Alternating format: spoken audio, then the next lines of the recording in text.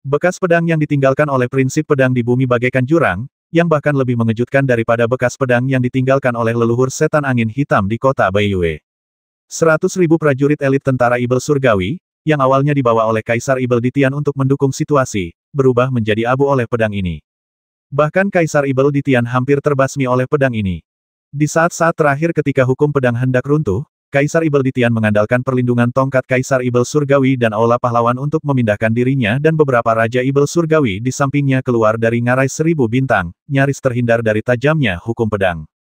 Kaisar Ibel Ditian, Yin Xiu, dan 9 Raja Ibel menatap dengan mata terbelalak ke arah 100.000 prajurit elit tentara Ibel Surgawi yang hancur menjadi debu, ekspresi tidak percaya terlihat di wajah mereka.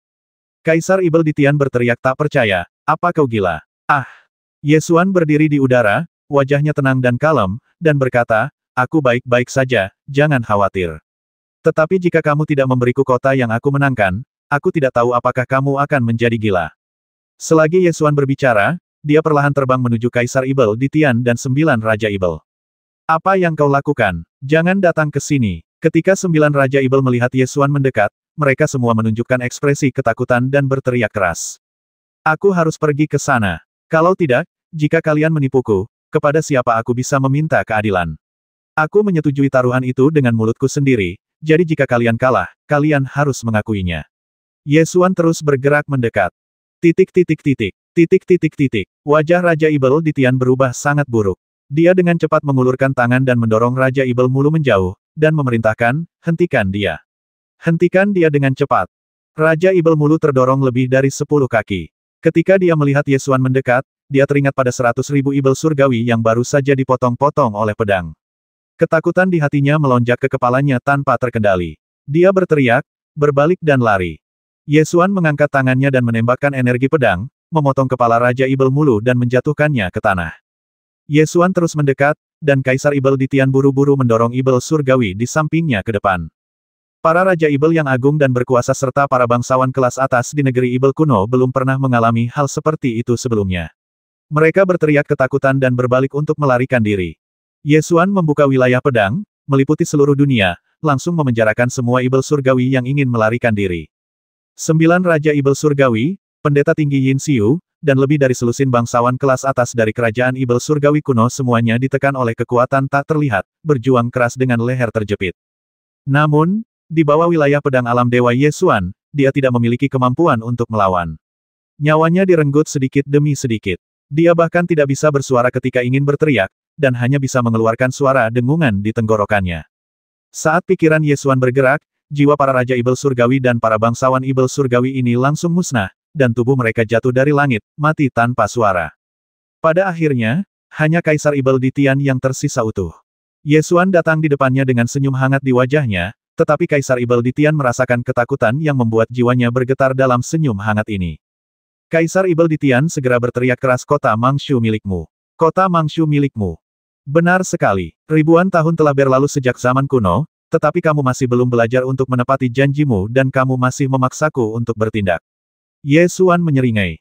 Kaisar Ibel Ditian segera memanggil 3.000 jiwa dari Aula Pahlawan, melindungi mereka, dan segera melarikan diri dari ngarai 1000 bintang. Perundingan damai antara dinasti Zhou besar dan kerajaan Ibel Surgawi kuno hancur total karena intimidasi dua hukum pedang.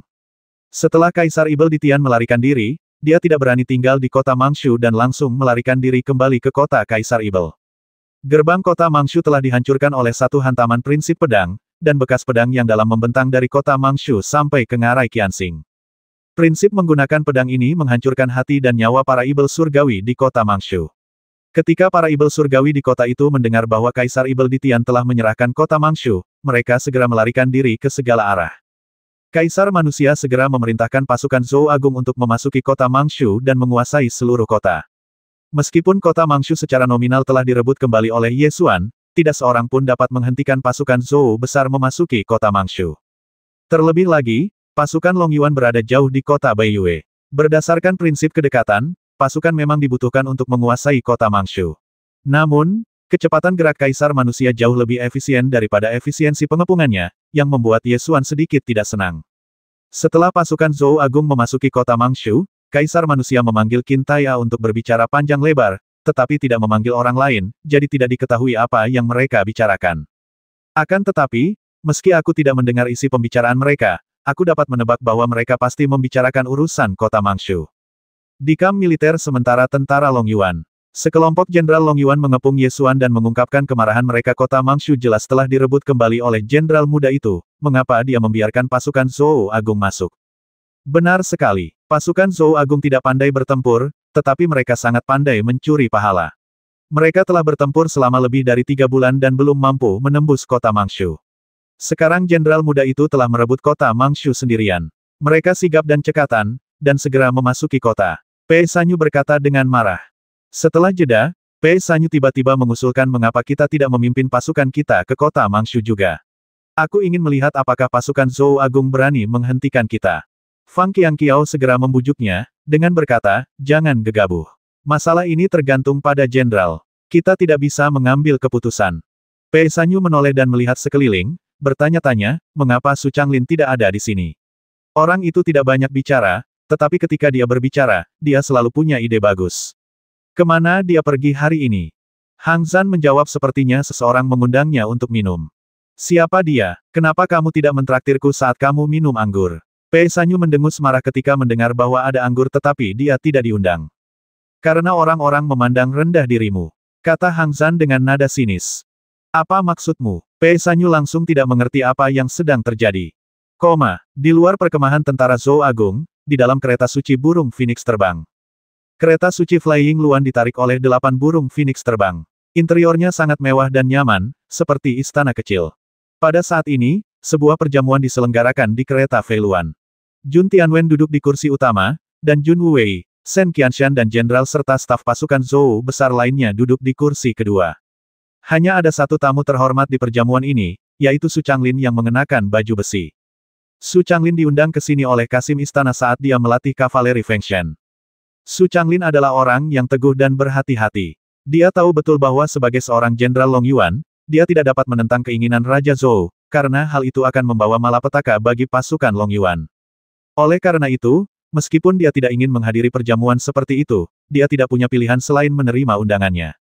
Su Changlin semula mengira akan ada beberapa jenderal Long Yuan lagi yang diundang ke perjamuan ini, namun sesampainya di sana, ia mendapati bahwa hanya dia saja yang ada di sana, dan orang-orang yang menemaninya semuanya adalah jenderal dan staf pasukan Zhou Agung. Jun Tianwen memandang Su Changlin dengan kagum. Beberapa bulan yang lalu, Jun Tianwen menyaksikan sendiri pasukan kavaleri besi Dewa Angin menerobos kota Baiyue. Saat itu, ia memperhatikan pasukan kavaleri besi Dewa Angin dan mengirim orang untuk menyelidiki situasi pasukan kavaleri besi Dewa Angin. Awalnya, dia ingin sekali bertemu langsung dengan Panglima Kavaleri Dewa Angin, tetapi dia tak pernah sempat. Meskipun pembicaraan damai antara kedua negara kali ini gagal, ini adalah kesempatan yang baik untuk menyelenggarakan perjamuan pribadi bagi Komandan Kavaleri Besi Fengshen. Jenderal Su, Yang Mulia Pangeran Keempat telah mendengar reputasi Jenderal Su sejak lama, dan dia bahkan menyaksikan keberanian Jenderal Su dengan matanya sendiri selama pertempuran di kota Baiyue. Para staf Pangeran Keempat mengangkat gelas mereka untuk memujinya. Su Changlin mengangkat gelasnya tanpa ekspresi dan meminum anggur itu dengan sopan. Shen Qianshan mengambil alih pembicaraan dan berkata, Yang Mulia Pangeran Keempat selalu bersikap sopan kepada orang-orang bijak dan rendah hati. Orang-orang berbakat seperti Jenderal Su selalu menjadi orang-orang yang paling dihargai oleh Yang Mulia. Ya, sekarang pasukan Zhou Agung telah merebut kota Mangshu dan sedang menuju langsung ke kota Raja Ibel. Inilah saatnya Jenderal Su sangat dibutuhkan untuk melayani Zhou Agung dan umat manusia. Jika pasukan Zhou Agung dapat menyerang kota Raja Ibel dan menghancurkan kerajaan Ibel surgawi kuno, itu akan menjadi pencapaian yang belum pernah terjadi sebelumnya. Jika jenderal yang menerobos kota Raja Ibel adalah Jenderal Su, aku ingin tahu apa yang dipikirkan Jenderal Su. Staf dari Istana Pangeran Keempat menyelidiki. Su Changlin tetap tanpa ekspresi. Ketika mendengar pertanyaan itu, dia menjawab dengan santai, sebagai seorang Jenderal Long Yuan, saya mematuhi perintah militer dari Jenderal Dewa-Dewa.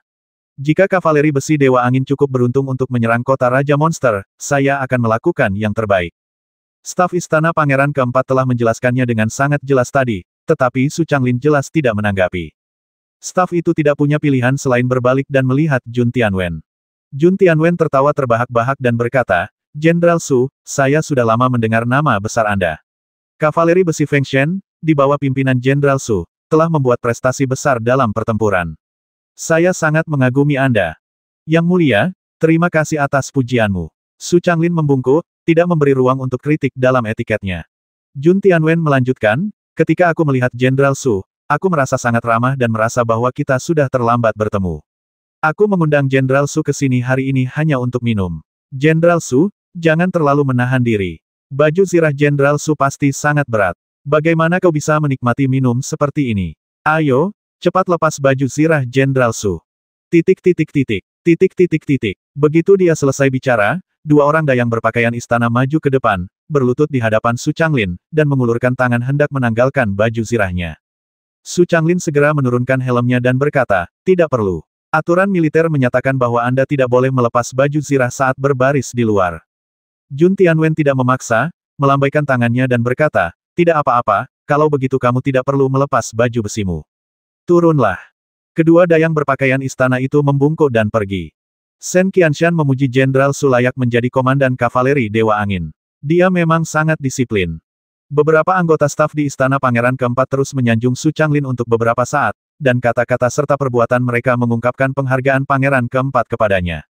Perkataan dan tindakan Su Changlin sangat baik, dan tak seorang pun dapat menemukan kesalahan padanya. Perjamuan berlangsung hingga larut malam, dan staf istana Pangeran Keempat mengulangi niat mereka untuk merekrut orang berkali-kali, baik secara eksplisit maupun implisit. Su Changlin masih menanggapi dengan sangat sopan tanpa menggunakan kata-kata kasar. Secara bertahap, Jun Tianwen menjadi sedikit tidak sabar dan berkata langsung, Jenderal Su, saya akan terus terang dengan Anda. Saya sangat mengagumi Anda. Selama Anda bersedia bergabung dengan pasukan Zhou Agung, saya akan segera memberi Anda komando atas 100.000 prajurit kavaleri di pasukan tersebut. Anda akan menjadi komandan kavaleri terbesar di benua Jiushu. Ketika kita menaklukkan kota Raja Ibel, Anda akan dipromosikan ke posisi yang lebih tinggi dan diberi gelar bangsawan serta diangkat sebagai jenderal. Staf Istana Pangeran Keempat segera menjawab, ya, Jenderal Su. Yang mulia sangat menghargai Anda, ini adalah kesempatan Anda. Jika Anda tetap berada di pasukan Long Yuan, Anda hanya dapat memimpin 10.000 prajurit kavaleri. Prestasi apa yang dapat Anda raih? Selama Anda bergabung dengan pasukan yang mulia, Anda akan langsung menjadi komandan 100.000 prajurit kavaleri. Melihat 9 provinsi, tidak ada kavaleri lain dengan skala seperti ini. Apa yang masih Anda ragukan? Su Changlin telah menangani perjamuan ini dalam waktu yang lama, dengan ekspresi kosong di wajahnya dan kata-kata serta tindakan yang tepat. Setelah mendengar perekrutan pribadi Jun Tianwen, dia akhirnya tersenyum dan berkata, Yang mulia, apakah Anda benar-benar ingin saya bergabung dengan pasukan Anda? Tentu saja. Sekarang, di hadapan Wakil Komandan Shen dan semua orang di sini, aku menjanjikanmu posisi Panglima tertinggi dari 100.000 kavaleri tentara Zhou Agung. Bukankah ketulusan seperti itu cukup membuatmu terkesan? Jun Tianwen menunjukkan ekspresi hormat di wajahnya dan berbicara dengan keberanian seorang raja.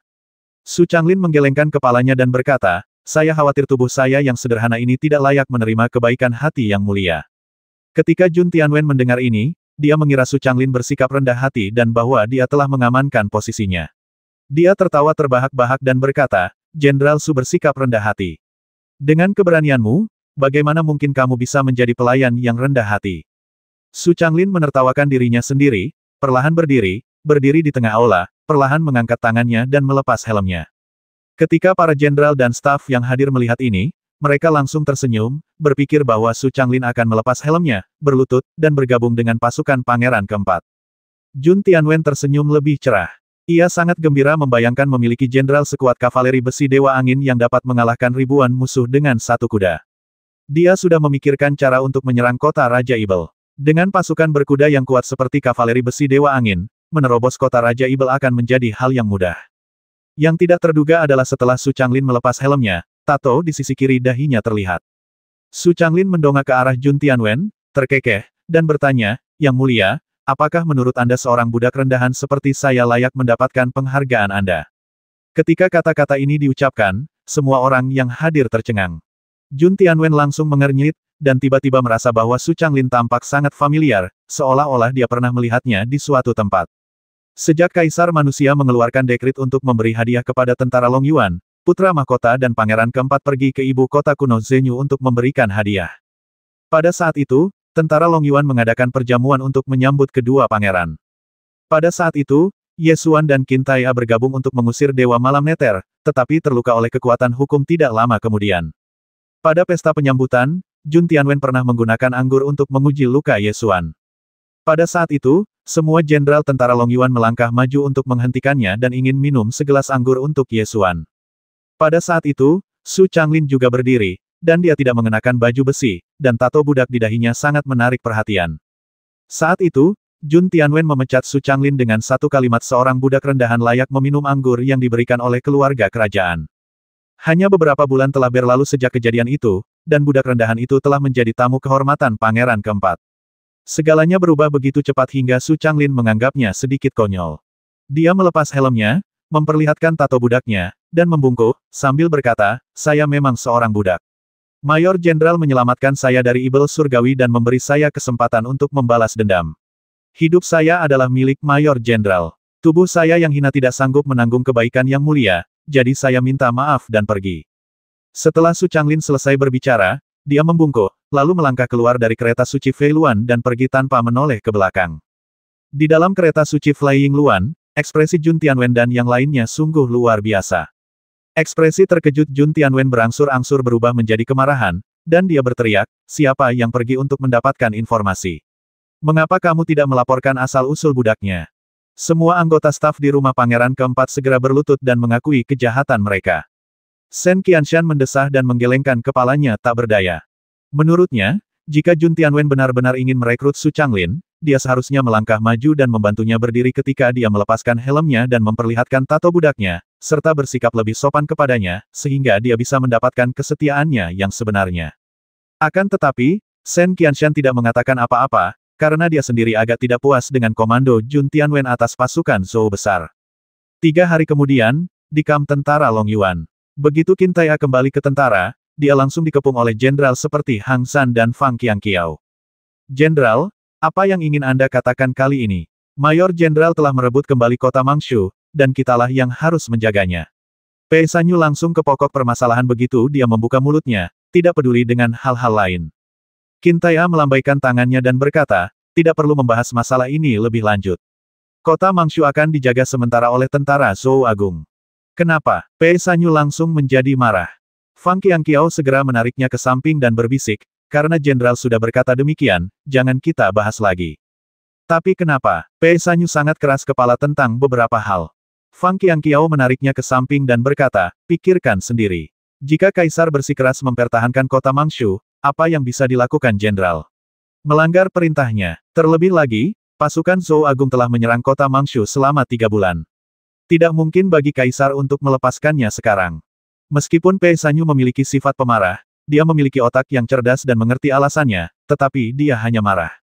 Dia menghantamkan tinjunya dan bergumam, "Otang pembawa sial.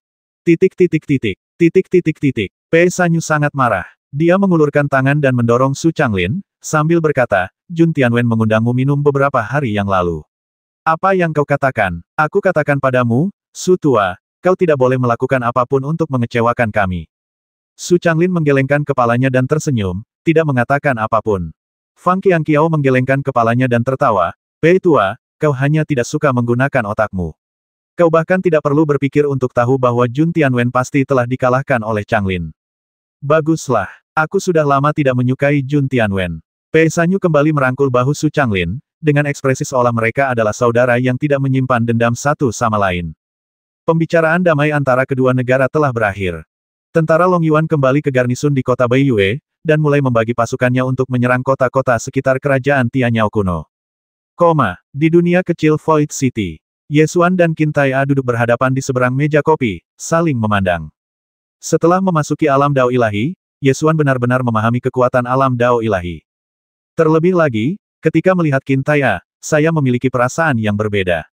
Sebelumnya aku tidak menyadarinya, tapi sekarang aku merasakannya. "Kemana saja kau pergi selama 3 bulan menghilang?" Ye Xuan benar-benar penasaran. "Itu adalah gua ibel peninggalan klan Sura. Tidak banyak yang perlu dibicarakan."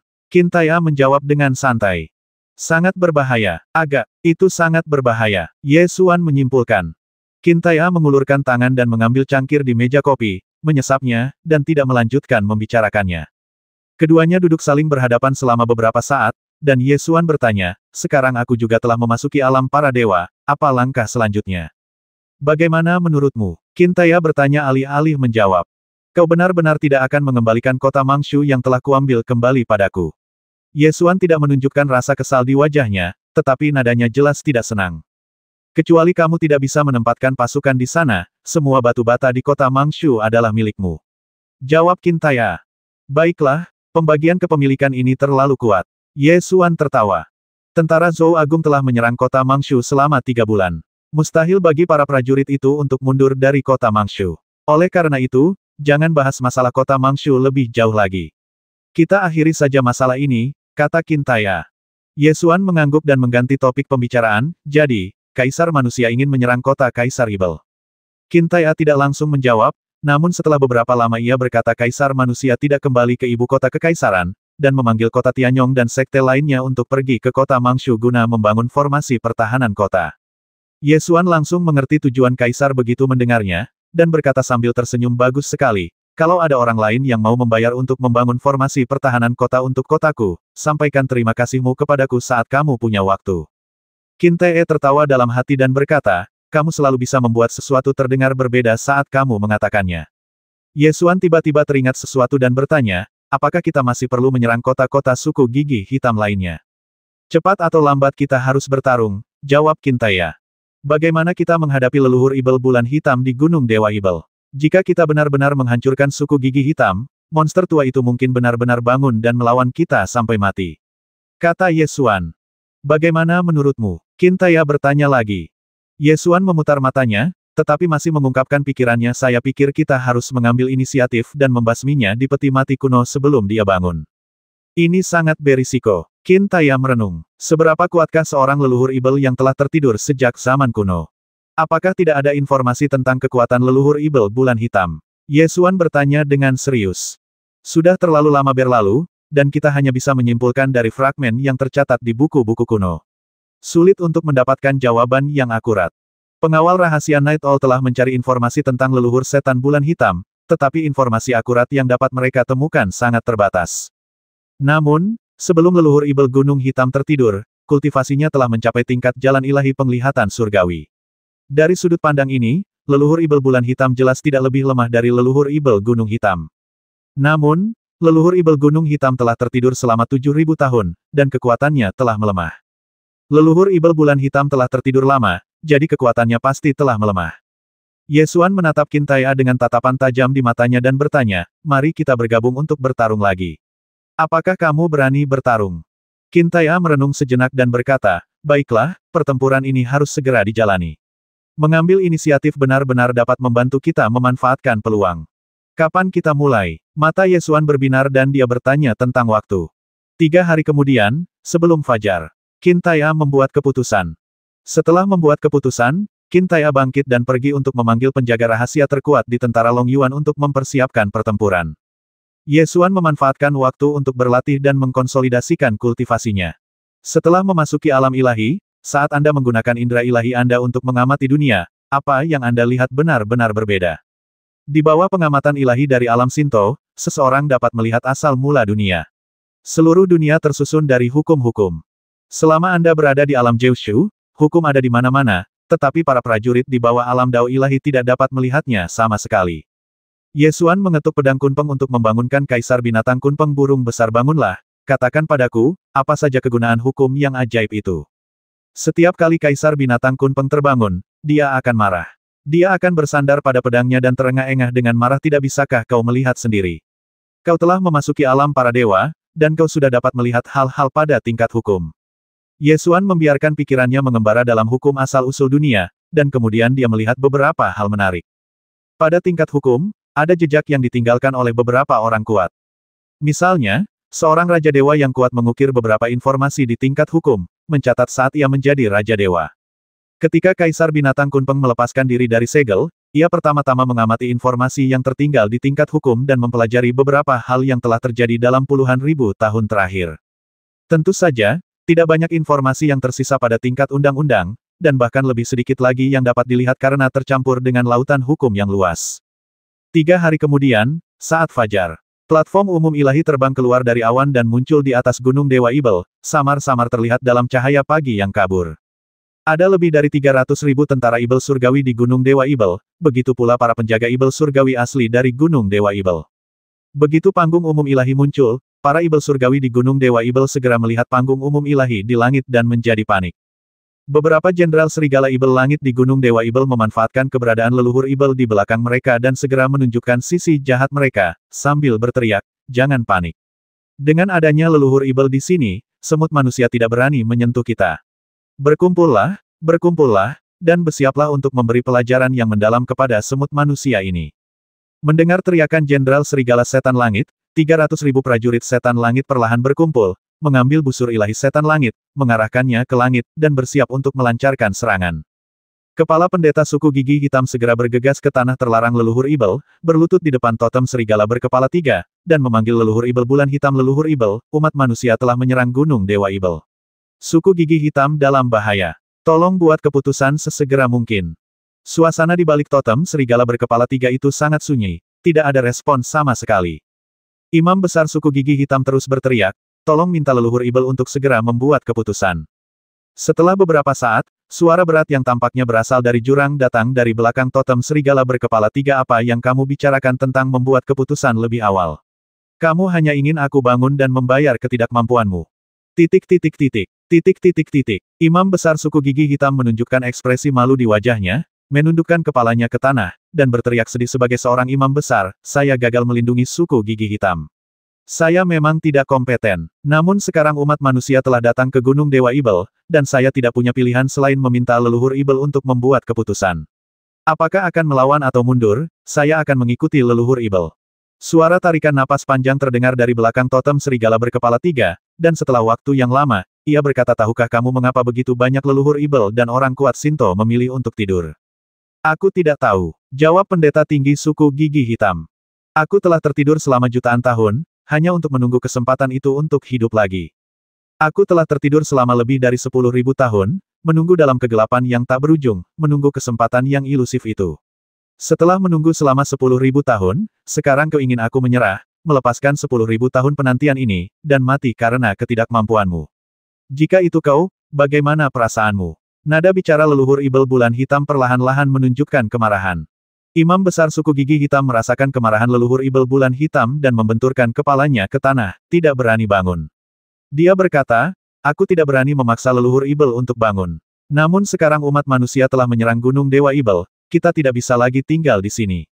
Jika leluhur ibel memutuskan untuk tidak bangun, aku akan mengawalnya pergi sekarang. Aku hanya tidak tahu apakah dia punya tempat yang lebih aman untuk tinggal." Keadaan di balik totem serigala berkepala 3 menjadi sunyi lagi. Imam kepala suku gigi hitam berlutut di tanah, tidak berani bergerak, diam menunggu keputusan leluhur ibel bulan hitam. Tetapi tidak ada jawaban dari belakang totem serigala berkepala 3 itu. Kepala pendeta suku gigi hitam berbicara lagi, "Jika leluhur ibel tidak meninggalkan Gunung Dewa Ibel jauh-jauh, maka generasi muda ini hanya dapat memimpin pasukan untuk melawan umat manusia dengan putus asa. Kematian hanya dapat melindungi leluhur ibel untuk sementara waktu." Masih tidak ada jawaban dari belakang totem serigala berkepala 3. Di Gunung Dewa Ibel, 300.000 pasukan ibel langit berkumpul bersama, dan puluhan ribu busur setan langit didirikan, membidik ke panggung Jenderal Dewa di langit. Tinggi di langit, di depan panggung Jenderal Dewa, Yesuan dan Qintai berdiri berdampingan di tepi panggung umum Dewa, menatap ke bawah ke Gunung Dewa Ibel dan menyaksikan para ibel surgawi yang ganas itu. "Kali ini aku datang ke Gunung Dewa Ibel, tujuanku adalah membasmi leluhur ibel bulan hitam. Terlebih lagi, tujuan serangan proaktif ini adalah untuk mengejutkan leluhur ibel bulan hitam sebelum ia terbangun. Oleh karena itu, pasukan Long Yuan tidak dikirim kali ini, karena begitu pasukan Long Yuan bergerak, pasukan Tianyao dari Gunung Dewa Ibel akan menerima berita dan membangunkan leluhur ibel bulan hitam terlebih dahulu, dan kemudian serangan mendadak ini tidak akan efektif." Night Owl berdiri di samping kedua pria itu, menundukkan kepalanya dan berkata, "Ada 300.000 pasukan ibel surgawi di Gunung Dewa Ibel. Hanya 12 tim pengawal rahasia Night Owl yang datang kali ini. Sulit untuk menghadapi pasukan ibel surgawi yang begitu banyak."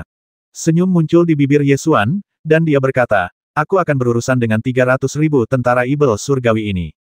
Sambil berbicara, pasukan ibel surgawi yang berjumlah 300.000 di Gunung Dewa Ibel mulai menembakkan anak panah ke langit. Puluhan ribu tombak dan anak panah terbang menuju panggung Jenderal Dewa seperti tetesan air hujan, dan menancap di dasar panggung Jenderal Dewa dengan suara berdenting, mengubah panggung Jenderal Dewa menjadi landak. Para ibel di bawah bersorak ketika mereka melihat panggung Jenderal Dewa ditembakkan ke kondisi ini, dan berteriak, "Basmi! Basmi semua semut hina ini!"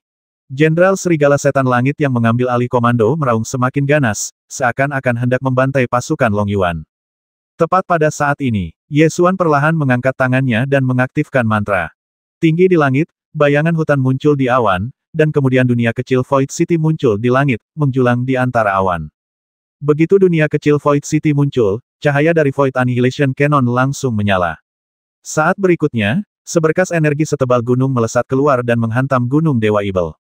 Ledakan, meriam pemusnah kekosongan membombardir Gunung Dewa Ibel, seketika berubah wujud menjadi puluhan ribu Ibel surgawi, meledakkan Gunung Dewa Ibel disertai suara gemuruh yang menggelegar. Dinding timur Gunung Dewa Ibel runtuh dengan suara keras. Dalam sekejap, langit runtuh dan bumi berguncang. Banyak sekali Ibel surgawi yang terbasmi atau terluka, dan terkubur oleh batu-batu yang runtuh. Pasukan setan langit yang tadinya ganas dan sangat jahat, runtuh dalam sekejap. Setan surgawi, yang untungnya tidak dilindungi oleh kekuatan meriam pemusnah kekosongan, berteriak ketakutan dan melarikan diri ke segala arah. Tanah terlarang leluhur Ibel juga terpengaruh oleh kekuatan meriam penghancur kekosongan. Aula berguncang hebat, dan bebatuan serta tanah di atasnya berjadewa. Imam kepala suku gigi hitam segera berdiri, mendongak dengan panik, dan melihat totem serigala berkepala 3 itu retak di tengahnya. Kepala pendeta dari suku gigi hitam berteriak dengan cemas, leluhur Ibel, umat manusia sudah mulai menyerang Gunung Dewa Ibel. Kita tidak bisa menunggu lebih lama lagi. Tolong buat keputusan. Kepala serigala di puncak totem serigala berkepala 3 itu tiba-tiba terbuka, dan sebuah peti mati perunggu kuno terbang keluar darinya, bergegas keluar dari tanah terlarang leluhur Ibel, terbang tinggi ke langit, dan berhadapan dengan panggung Jenderal Dewa. Suara leluhur Ibel bulan hitam terdengar sedalam jurang semut, kalian mencari kematian. Senyum muncul di wajah Ye Xuan. Dia mengangkat tangannya dan mengeluarkan hukum pedang dari asal mula dunia, memadatkannya di telapak tangannya, dan berkata, karena kami berani datang, kami tidak takut dengan kebangkitanmu. Semut, raungan kemarahan yang luar biasa datang dari peti mati perunggu kuno. Qin-Tai menatap peti mati perunggu kuno itu dengan ekspresi dingin, seperti seekor harimau yang menatap mangsanya, tanpa berkedip dari awal hingga akhir. Dari raungan leluhur Ibel bulan hitam, terasa bahwa semakin marah dia, semakin terlihat bahwa dia sedang dipaksa ke sudut. Mengapa ia dipaksa terburu-buru? Alasannya cuma satu, karena ia tidak mau bangun. Semakin ia tidak mau bangun, semakin marah ia saat dipaksa terburu-buru.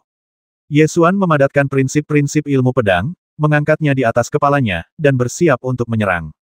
Suara marah leluhur Ibel bulan hitam terdengar dari peti mati perunggu kuno hukum pedang Dao. Bagus sekali, kaulah yang membasmi Gunung Hitam.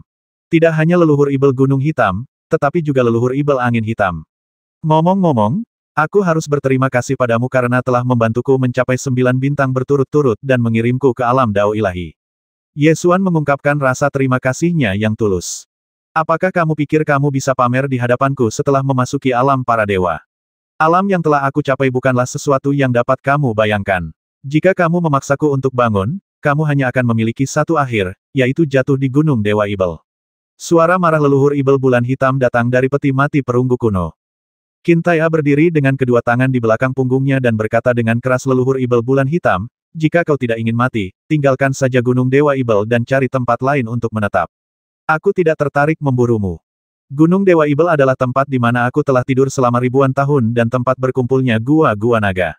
Beranikah kau memperjuangkannya? Teriak leluhur Ibel bulan hitam dengan marah. Saat dia berbicara, Ye Xuan telah memadatkan prinsip-prinsip ilmu pedang, dan berteriak dengan suara yang dalam, saya berani. Dia membentuk gerakan pedang dan mengayunkannya. Tebasan angin. Prinsip ilmu pedang menghunus sinar pedang yang membentang melintasi langit dan bumi, menebas dari langit dan menuju peti mati perunggu kuno. Semut. Raungan leluhur Ibel bulan hitam terdengar dari peti mati perunggu kuno, tetapi dalam keadaan tidurnya, dia tidak dapat melepaskan kekuatan tingkat hukum. Wah! Prinsip pedang menembus peti mati perunggu kuno, memotongnya menjadi 2. Kekuatan yang tersisa tidak berkurang, dan memotong Gunung Dewa Ibel, membelah Gunung Dewa Ibel menjadi 2. Cahaya pedang mendorong maju sepenuhnya, memotong tanda pedang sejauh 100 mil di tanah.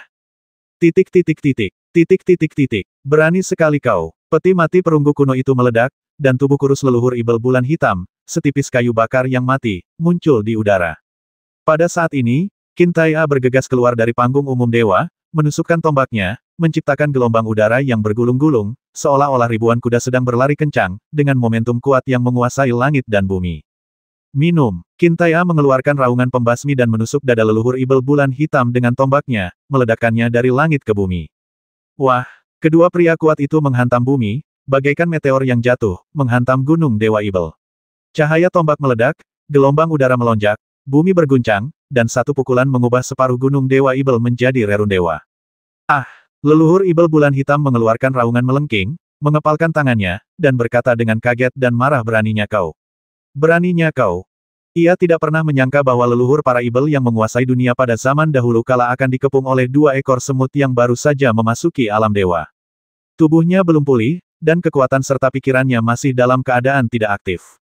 Ia tiba-tiba diserang dan harus segera membangunkan tubuh dan jiwanya. Namun, ia bangun terburu-buru dan tanpa darah untuk mengisi tubuhnya yang kering, sulit baginya untuk pulih ke kondisi puncaknya. Ah! Leluhur Ibel Bulan Hitam meraung dengan sedih, mengepalkan cakarnya, dan mengeluarkan kekuatan yang melampaui jalan ilahi Tianting. Lingkaran kekuatan tak terlihat menyelimuti dunia ke segala arah, langsung menekan kekuatan Qintaya. Kedua wilayah itu bertabrakan, menghancurkan bebatuan, pepohonan, dan semua materi di sekitarnya menjadi bubuk, yang melayang di udara dan membentuk rerundewa berbentuk bola dengan radius 100 kaki. Qintaya menggenggam erat tombak Haori dan menusukkannya dalam-dalam ke dada leluhur Ibel Bulan Hitam.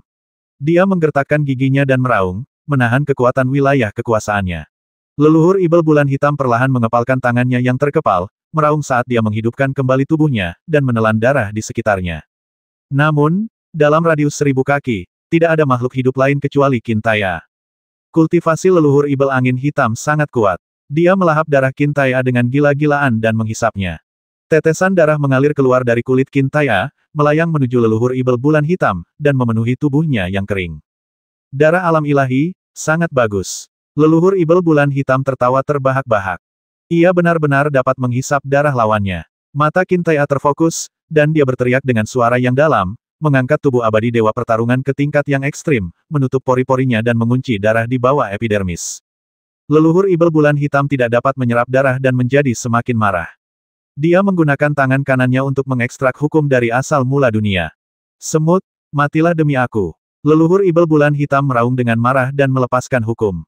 Ledakan, hukum-hukum itu meledak, meluluh lantakkan Qintaya. Semua materi dalam radius 1000 kaki berubah menjadi abu dalam ledakan hukum-hukum ini dan lenyap langsung dari dunia. Qintaya terlempar mundur ribuan kaki dengan keras sebelum ia bisa menenangkan diri, terengah-engah. Yesuan berdiri di panggung umum dewa dan bertanya, bagaimana? Itu lebih tinggi dari hukum surga. Jika kau tidak memiliki tubuh abadi dewa petarung, kau akan hancur berkeping-keping. Berhati-hatilah. Qintaya mengatur napasnya, mengangkat tangannya, mengeluarkan hukum dari asal-usul dunia, dan membantingnya ke tanah. Mendesis. Suara ringkikan kuda yang menembus langit dan bumi terdengar di kehampaan, dan kekuatan hukum berubah wujud menjadi sekelompok kuda perang perkasa, yang menggendong Qintaya di punggung mereka. Begitu kuda perang perkasa itu muncul, kuda besi dan ladang sungai es berkumpul bersama, memusatkan seluruh momentum mereka padanya. Kuda perang yang gagah perkasa itu meringkik ke arah langit, suaranya menggetarkan 9 langit, dan auranya yang menekan langit dan bumi menyebar keluar, seolah-olah itu adalah kuda perang yang ditunggangi oleh Dewa Ibel, dengan kekuatan yang mengagumkan. Qintaya menarik kendali, dan kuda perang yang perkasa itu berdiri dan menyerang ke arah leluhur Ibel Bulan Hitam lagi. Yesuan menghunus pedang kunpeng, menjepit tangan kirinya guna mengerahkan tenaga dalamnya yang sejati, mengedarkan kitab suci Dewa Perang kuno, kemudian meloncat maju, menukik ke bawah bagai seekor elang, dan membasmi leluhur Ibel Bulan Hitam. Ketiga pria sakti itu bertarung satu sama lain, mengakibatkan langit runtuh dan bumi retak, serta matahari dan bulan kehilangan cahayanya. Pada saat yang sama, Night Owl dan pengawal rahasianya terbang ke daerah terlarang leluhur Ibel. Di dalam aula leluhur Ibel, kepala pendeta suku gigi hitam sedang melakukan upacara pengorbanan, melantunkan mantra dalam bahasa kuno, Sanskerta. Lebih dari separuh dari 300.000 Ibel langit di Gunung Dewa Ibel terbasmi atau terluka. Aliran darah mengalir di sepanjang Gunung Dewa Ibel ke aula leluhur Ibel dan bergabung menjadi totem serigala berkepala 3. Raungan dari neraka 9 neter datang dari totem serigala berkepala 3. Tak lama kemudian, kepala serigala terkecil di sisi kiri totem serigala berkepala 3 itu mulai bergetar, seakan-akan menjadi hidup. Wah! Dengan suara keras, bebatuan di permukaan hancur berkeping-keping, dan kepala serigala terkecil meraung ke arah langit, seakan berusaha melepaskan diri dari neraka 9 neter dan menyerbu keluar untuk melahap semua makhluk hidup. Mengaum. Ketika Night Owl melihat ini, ekspresinya langsung menjadi serius, dan dia berbisik, cepat beritahu jenderal bahwa pendeta tinggi suku gigi hitam sedang mempersembahkan kurban untuk memanggil 3 serigala Ibel Totem. Sekelompok pengawal rahasia burung hantu malam segera menerima perintah dan bergegas meninggalkan daerah terlarang leluhur Ibel, menuju medan pertempuran tempat Qin Taiya, Ye Xuan, dan leluhur Ibel bulan hitam bertarung. Night Owl segera bergegas ke aula leluhur Ibel dan menyerang imam besar suku gigi hitam untuk menghentikan upacara pengorbanannya. Imam kepala suku gigi hitam meraung marah dan mulai bertarung dengan Night Owl. Totem serigala berkepala 3 di dinding masih meraung dalam, melahap darah Ibel surgawi dengan liar. Ketiga kepala serigala itu berputar dan berjuang keluar, seolah-olah mencoba keluar dari neraka 9 meter.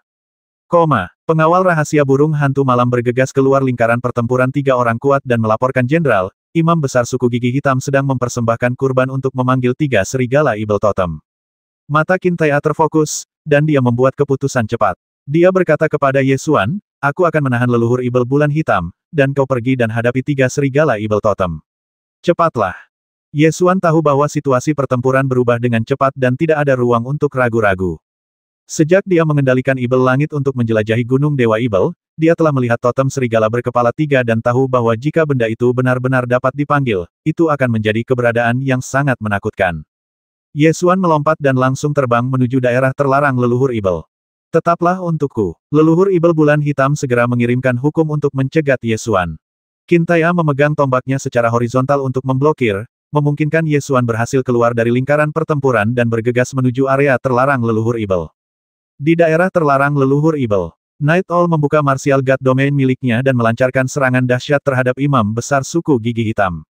Belatinya memotong bayangan pedang yang menutupi bagian vital imam besar suku gigi hitam. Imam besar suku gigi hitam mencibir, kalian terlambat. Aku sudah membangunkan serigala totem.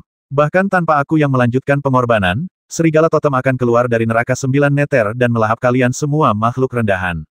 Mengaum. Di tengah tawanya yang liar, kepala serigala yang kedua pun menerobos batu, meraung ke arah langit, dan berjuang keluar. Ketika Night Owl melihat pemandangan ini, ekspresinya menjadi agak serius. Sudah ada 2 kepala serigala. Ketika ketiga kepala serigala itu terbangun, situasinya akan sangat buruk. Serigala Ibel Totem berkepala 3 ini adalah binatang perang suku gigi hitam di zaman kuno. Ia sangat kuat, dan begitu ia menyerbu, tidak ada yang bisa menahannya. Kepala pendeta suku gigi hitam tertawa terbahak-bahak, kalian semut benar-benar berpikir bahwa suku gigi hitamku begitu mudah diserang. Hahaha, matilah. Serigala Ibel Totem, keluarlah, basmi semut-semut yang berani melawan perbudakan suku Ibel Langit. Night Owl menggertakkan giginya, melesat pergi, lalu muncul tanpa bersuara di belakang pendeta tinggi suku gigi hitam, lalu menusukkan belatinya bagai bayangan. Imam besar suku gigi hitam terkejut dan keluar dari alam dewa bela diri, memblokir serangan, dan melompat ke kepala serigala terkuat dari totem serigala berkepala 3. Dia memandang rendah semua makhluk hidup di dunia dan melirik pengawal rahasia Night Owl yang hadir. Dia berkata dengan arogan, kematianmu telah tiba. Begitu serigala setan totem muncul, tidak ada yang bisa menghentikannya. Keluarlah, Dewa Gigi Hitam. Wah, batu-batu di permukaan kepala serigala terbesar hancur, dan kepala serigala itu meraung ke langit, melampiaskan amarahnya yang telah tenggelam selama puluhan juta tahun. Ketiga kepala serigala itu terbangun. Setiap kepala serigala sebesar bangunan 3 lantai. Bulu hitamnya berkibar seperti bayangan, dan pupil matanya yang keemasan menatap ke bawah ke semua makhluk hidup. Mengaum. Ketiga kepala serigala itu meraung ke langit pada saat yang sama dan mulai berjuang keluar, mencoba untuk keluar dari neraka 9 meter. Imam besar suku gigi hitam berdiri di atas kepala serigala terbesar, wajahnya penuh kesombongan, dan tertawa keras, keluarlah. Dewa Gigi Hitam, biarkan semut-semut hina ini melihat keagunganmu.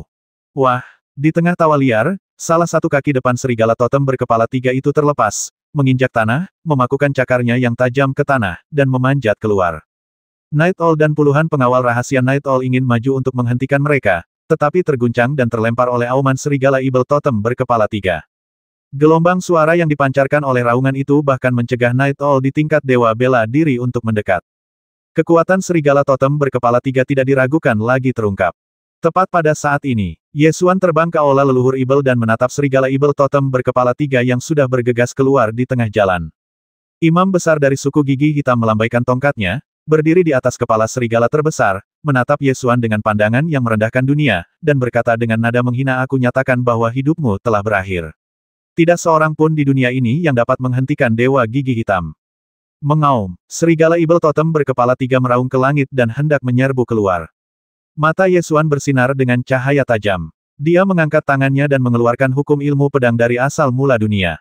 Dia berkata dengan santai hal-hal yang telah mati selama puluhan juta tahun seharusnya tidak muncul lagi. Kembalilah ke neraka. Hukum ilmu pedang pun runtuh bersama kata-katanya. Hukum ilmu pedang sangatlah tajam dan dapat memotong segalanya, dan tidak ada yang dapat menghentikannya. Pedang itu menebas langit dan bumi, memotong pendeta tinggi suku gigi hitam, serigala totem berkepala 3, dan seluruh aula leluhur Ibel menjadi 2 bagian.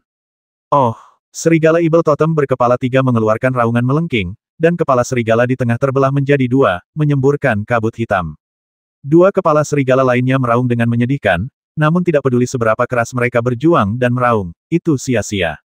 Cahaya dari langit bersinar dari celah-celah kubah, menerangi aula leluhur Ibel.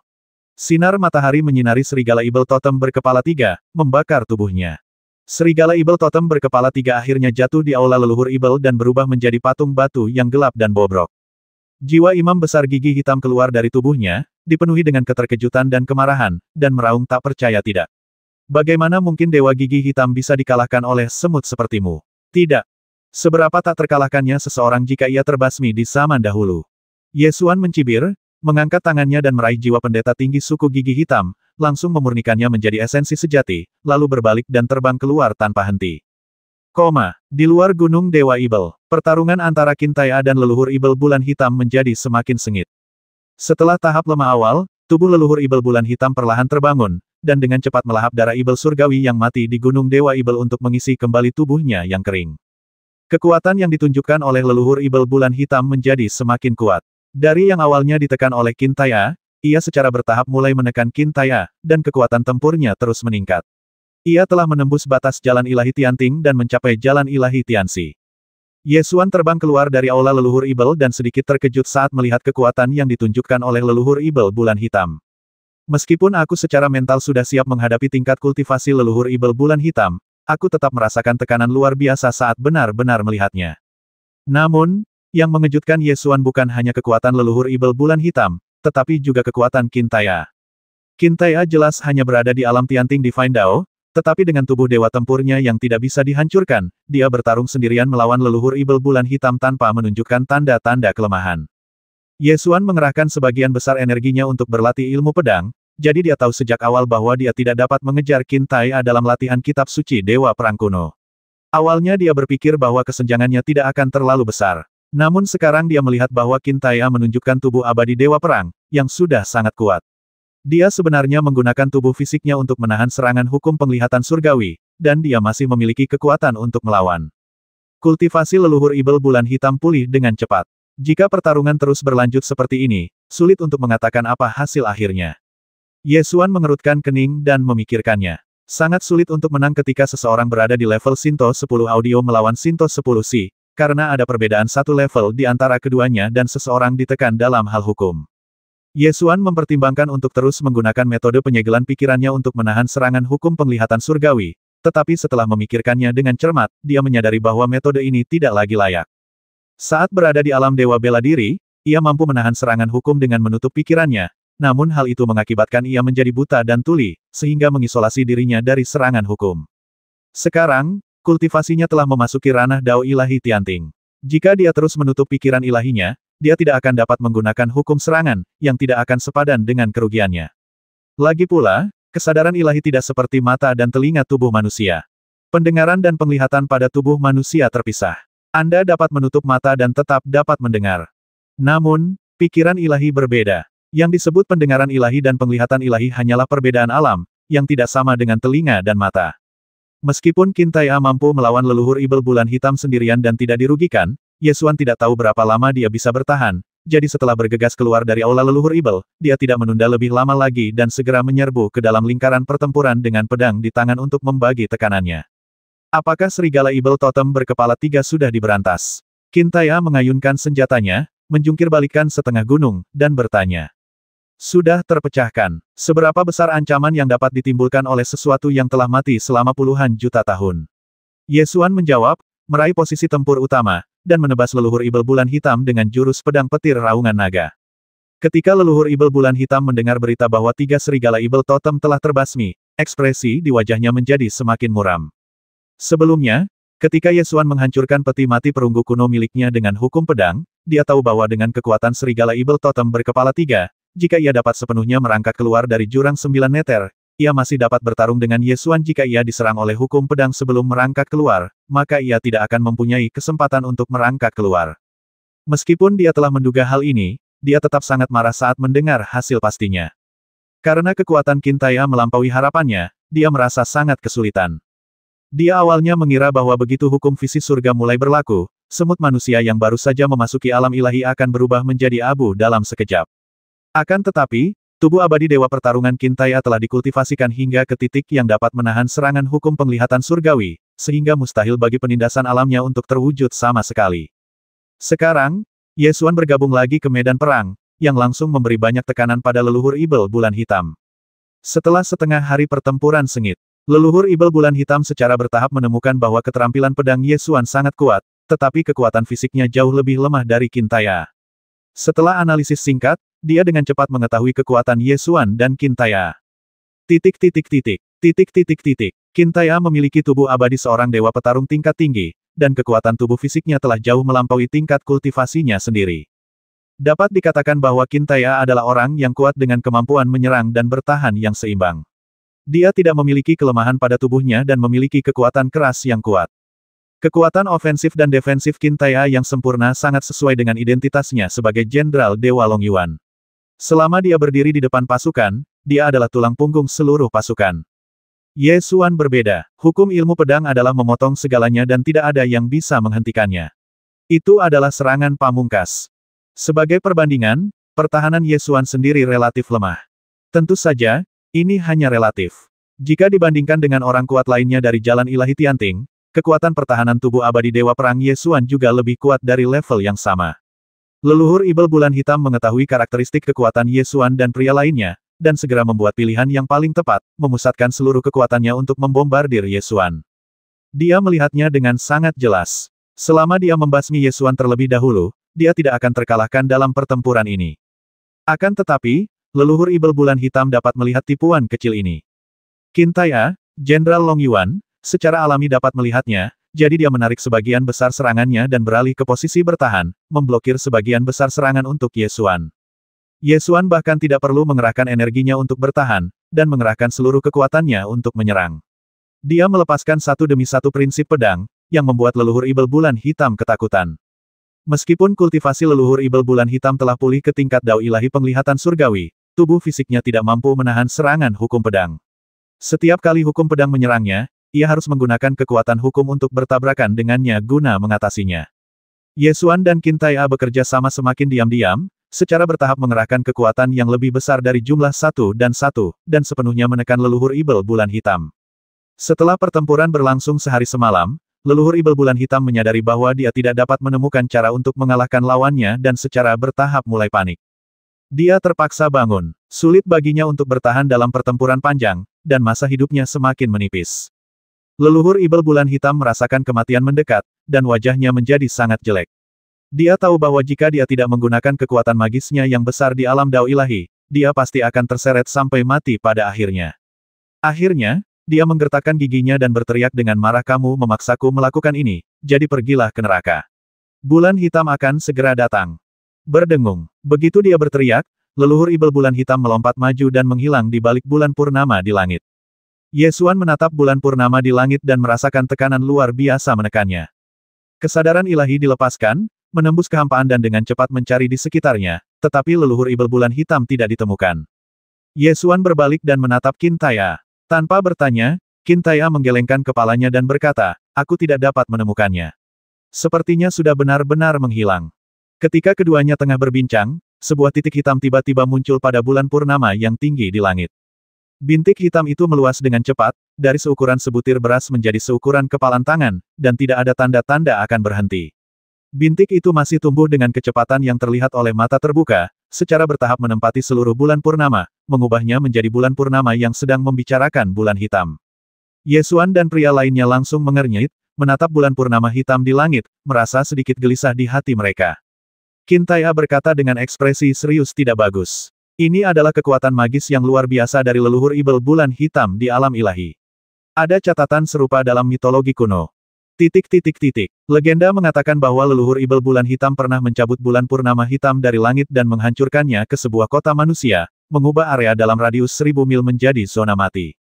Ketika Ye Xuan mendengar legenda kuno ini, jantungnya mulai berdetak kencang. Apakah kekuatan Dewa Agung dari alam Shinto begitu mengerikan? Tentu saja, ini adalah kekuatan magis yang dipadatkan dari praktik seumur hidup seorang penganut Shinto yang kuat. Begitu digunakan, kekuatan ini akan membuat langit runtuh dan bumi terbelah. Qin Tai'e menatap bulan hitam di langit, ekspresinya menjadi semakin serius, dan berkata dengan suara yang dalam, cepat pergi, jangan berhadapan langsung dengan kekuatan gaib leluhur Ibel Bulan Hitam, cepat pergi. Saat mereka berbicara, bulan purnama hitam di langit berubah dan mulai jatuh. Di mata Ye Xuan dan yang lainnya, bulan purnama hitam itu tumbuh lebih besar dengan cepat, seperti meteor besar yang jatuh. Bulan purnama hitam itu jatuh semakin cepat. Tentu saja, ketika kecepatannya mencapai titik kritis, gesekan dengan udara memicu api dan jatuh dengan kekuatan yang menghancurkan dunia. Wajah Qin Tai'e sangat serius. Dia mengulurkan tangannya dan mendorong Ye Xuan, sambil berteriak, apa yang kamu tunggu? Pergi. Ye Xuan mengerutkan kening, menatap bulan purnama hitam yang jatuh dari langit, berpikir cepat dalam benaknya. Bulan bulat hitam ini sangat besar. Setelah melewati awan, ia menutupi setengah langit. Dari sudut pandang visual, bulan purnama hitam memang sangat besar, tetapi Ye Xuan punya ide berbeda. Bulan purnama hitam ini memang besar, tetapi jika dilihat dengan mata terbuka, diameternya tampaknya kurang dari 100 mil. Bulan purnama hitam dengan diameter 100 mil menghantam bumi, cukup untuk menghancurkan kota manapun di benua Kyushu. Bulan purnama hitam ini memang sangat besar, namun jika diameternya kurang dari 100 mil, maka bulan purnama hitam ini pasti bukan bulan sungguhan. Meskipun bukan dunia yang sama, bulan yang menggantung tinggi di langit tampak hampir sama. Bulan yang sebenarnya berdiameter setidaknya 6.000 mil. Ketika mereka berpotongan, bulan purnama hitam sangat berbeda. Karena itu bukan bulan sungguhan, itu bukanlah sesuatu yang sepenuhnya tak dapat ditolak. Cepatlah, Qin Tai'e menggenggam erat tombak Haori, bersiap melakukan yang terbaik untuk mengulur waktu. Tunggu sebentar, jangan khawatir, ini bukan kekuatan surga, kamu bisa melawannya. Ye Xuan segera mengeluarkan harta karun Dewa Pedang sambil berbicara, memperlihatkan semua kartu asnya, dan melambungkan kekuatan tempurnya hingga ekstrim, bersiap untuk melancarkan serangan terkuat di alam ilahi. Qin Tai'e melihat bahwa Ye Xuan memiliki ekspresi yang tegas, meskipun dia masih sedikit khawatir di dalam hatinya, dia tidak membujuknya lagi. Dia berteriak dengan suara yang dalam, melompat, mengangkat senjatanya dan bergegas menuju langit, menusuk bulan purnama hitam dengan satu tembakan. Wah! Qin Tai'e mengeluarkan raungan yang memekakkan gendang telinga, menusukkan tombaknya, dan bilah tombak itu menggelinding dan menghantam bulan purnama hitam. Bulan purnama hitam bergemuruh turun, seolah-olah kekuatan surga telah turun. Qin Tai'e berusaha sekuat tenaga, tetapi tidak dapat menghentikan jatuhnya bulan purnama hitam. Ia ditekan ke bawah oleh bulan purnama hitam. Ah! Qin Tai'e berusaha sekuat tenaga menghalanginya, sambil meraung seperti binatang buas purba. Wah! Tombak Haori adalah yang pertama kali runtuh, dan mulai bengkok sedikit demi sedikit, dan akhirnya patah dengan suara bang. Qin Tai'e segera membuang tombak Haori, menggertakkan giginya, dan mengangkat bulan purnama hitam dengan telapak tangannya yang terbuka. Api yang berkobar membakar bulan purnama hitam, menyelimuti Qin Tai'e dalam lautan api. Baju zirah Qin Tai'e terbakar merah oleh api, seolah-olah itu adalah baju zirah yang menyala-nyala. Api itu sangat ganas, tetapi Qin Tai'e menggunakan tubuh abadi dewa pertempuran untuk menahannya dan tidak takut dengan api yang membakar. Meskipun Qin Tai'e tidak terluka oleh api, dia tidak dapat menghentikan jatuhnya bulan hitam meskipun telah berusaha sekuat tenaga.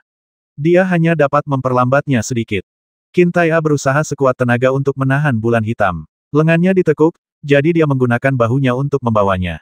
Kekuatan hukum yang meletus berubah menjadi ribuan pasukan dan kuda yang menabrak bulan hitam, berusaha sekuat tenaga untuk memperlambat turunnya bulan hitam.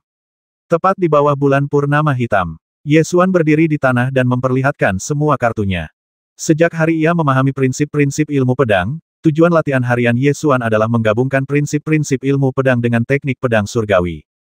Meskipun belum mencapai tingkat yang sempurna, beberapa keberhasilan telah diraih. Ye Xuan tahu bahwa Qin Tai'e tidak akan mampu bertahan lama, maka dia pun segera memanfaatkan waktu untuk mengekstrak prinsip pedang dari asal-muasal dunia, menyuntikkannya ke dalam pedang Kunpeng, dan membangkitkan binatang Kaisar Kunpeng, bersiap untuk menggunakan kekuatan roh pedang. Kaisar binatang Kunpeng melihat hukum pedang yang dituangkan ke dalam pedang Kunpeng, dan mendengus, aku memintamu untuk memilih hukum King Qiao, tetapi kamu tidak memilihnya. Hukum pedang ini tidak dapat dibandingkan dengan hukum Qing Qiao sama sekali. Ye Xuan tidak punya waktu untuk memperhatikan burung besar ini. Ia dibesarkan oleh Kaisar Dewa Qing Qiao, jadi tentu saja ia berpikir bahwa segala sesuatu dari Kaisar Dewa Qing Qiao adalah yang terkuat. Waktu hampir habis. Setelah Ye Xuan menyuntikkan hukum pedang ke pedang Kunpeng, dia menghubungkan pikirannya ke perbendaharaan Dewa Pedang, melepaskan pikirannya, dan berteriak kepada Qin Taiya minggir. Kemudian kesadaran ilahinya bergerak dan menembakkan pedang Kunpeng. Dentang, pedang Kunpeng mengeluarkan suara dan berubah menjadi aliran cahaya yang terbang keluar. Cahaya itu melebarkan sayapnya, memperlihatkan cahaya keemasan Kunpeng, dengan ekor panjang yang menyala-nyala, dan melesat ke bulan purnama yang hitam. Cahaya pedang itu tenggelam ke dalam bulan purnama yang hitam, dan tidak ada gerakan sama sekali, seperti batu yang tenggelam ke dalam laut. Qin Taiya menghindari cahaya pedang dan melihat dengan mata kepalanya sendiri pedang Kunpeng melesat ke bulan purnama hitam, dan kemudian tidak terjadi apa-apa. Bulan purnama hitam terus jatuh dan menghantam bumi. Wajah Qin Taiya tampak serius, dan dia siap untuk bergegas maju lagi untuk menahan bulan purnama hitam, sehingga Ye Xuan dapat menghindari pusat benturan bulan purnama hitam pergi. Hindari pusat benturan. Cepat. Ye Xuan mengerutkan kening dan menatap tempat di mana cahaya pedang itu terbenam di bulan purnama yang hitam. Dia yakin bahwa dengan kekuatan hukum pedang, mustahil tidak akan ada efek sama sekali. Benar saja, setelah beberapa tarikan napas, retakan mulai muncul di bulan purnama hitam, dan sinar cahaya keemasan melesat keluar dari retakan tersebut. Retakan tersebut terus meluas, dan akhirnya seluruh bulan purnama hitam pecah menjadi lebih dari selusin bagian, yang terbang ke segala arah dan jatuh ke tanah. Ledakan, ledakan, ledakan. Meskipun hancur berkeping-keping lebih, pecahan bulan purnama hitam yang besar itu menghantam tanah dan tetap mengguncang gempa bumi. Dalam radius 1000 mil, gunung-gunung yang tak terhitung jumlahnya runtuh dan sungai-sungai mengering. Gunung-gunung dan sungai-sungai hancur, bumi runtuh, seolah-olah kiamat telah tiba. Di atas langit, setelah bulan purnama hitam meledak, leluhur ibel bulan hitam muncul di tengah bulan purnama hitam. Ternyata leluhur ibel bulan hitam benar-benar telah memasuki bulan purnama hitam. Tidak heran indera kedewaan tidak dapat mendeteksinya. Namun, pada saat ini, leluhur ibel bulan hitam memegang pedang di tangannya. Pedang ini tentu saja pedang Kunpeng yang melesat ke bulan purnama hitam, dan ujung pedang itu telah menembus dadanya. Leluhur ibel bulan hitam tampak terkejut dan marah, lalu berkata, "Bagaimana mungkin kau bisa menghancurkan kekuatan sihirku yang hebat? Kau hanyalah seekor semut yang baru saja memasuki alam para dewa. Mustahil bagimu untuk mengolah kekuatan sihir agung dari alam para dewa." Ye Xuan tersenyum dan menjawab, "Aku memang belum mempraktikkan jurus ini ke tingkat yang paling sempurna. Jurus ini dapat dianggap sebagai kekuatan sihir setengah dewa, tetapi tampaknya kekuatan jurus ini cukup untuk membasmimu. Melihat kekuatan ini, aku telah memikirkan nama untuk kekuatan sihir pedang yang hebat ini, yaitu pedang berjalan di pegunungan dan sungai." "Sombong, beraninya kau, yang rendah hati seperti dirimu, diberi nama seperti gunung dan sungai," teriak leluhur ibel bulan hitam dengan marah. "Kau sungguh tidak berguna, tapi berani menamai dirimu sendiri dengan nama bulan. Kenapa aku tidak bisa menamai diriku dengan nama gunung dan sungai?" Ye Xuan mencibir dan mengangkat tangannya untuk mengaktifkan aturan pedang. Dengan embusan, dia menusukkan pedang Kunpeng sepenuhnya ke dada leluhur ibel bulan hitam. Ah! Leluhur ibel bulan hitam mengerang, meraih pedang Kunpeng, mencabutnya sekuat tenaga, dan ingin melawan. Qin Taiya menyerbu maju, mengeluarkan hukum asal dunia, memadatkannya menjadi tombak panjang, dan menusuk leluhur ibel bulan hitam ke tanah dengan satu tombak. Leluhur ibel bulan hitam terluka parah lebih awal, dan tahu bahwa dia pasti akan mati jika dia bangun kali ini. Dia berteriak dengan sedih, "Kalian berdua semut rendahan, bahkan jika aku mati, kalian akan dikubur bersamaku." Jiwanya meraung dan keluar dari tubuhnya, siap untuk menghancurkan diri sendiri dan membasmi Ye Xuan dan Qin Taiya bersama-sama.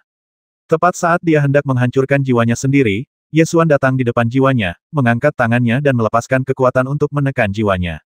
Leluhur ibel bulan hitam segera menyadari bahwa jiwanya tidak terkendali dan dia bahkan tidak bisa menghancurkan dirinya sendiri. Dia berteriak dengan marah, "Keterampilan macam apa ini? Siapa kamu?